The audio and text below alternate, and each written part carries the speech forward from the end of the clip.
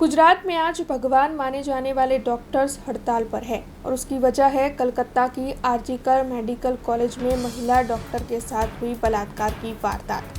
इस मामले के मद्देनज़र देश भर के डॉक्टर्स की ओर से हड़ताल शुरू कर दी गई है। तब आपको बता दें कि डभोई में मेडिकल एसोसिएशन की ओर से इस मामले के मद्देनज़र पीड़िता के परिजनों को न्याय दिलवाने की, आरोपी को सख्त सज़ा सुनाने की और साथ ही डॉक्टर्स की सुरक्षा के लिए कार्रवाई करने की मांग साझा करते हुए डभोई के सेवा सदन पर मामलतदार को आवेदन पत्र दिया गया है।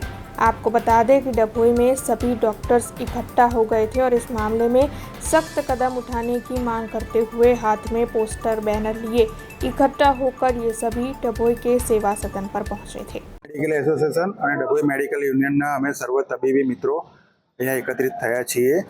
ગત તારીખ 9 ઓગસ્ટના રોજ કલકત્તાની આરજીકર મેડિકલ કોલેજના ડૉક્ટર અભયા મહિલા તબીબનું ત્યાં આગળ ઘાતકી રીતે હત્યા અને બળાત્કાર કરી અને ક્રૂર હત્યા કરવામાં આવી હતી, જેના વિરોધમાં અમે આગળ આજે એકત્રિત થયા છીએ અને પ્રાંત અધિકારી શ્રીને આવેદનપત્ર આપેલું છે।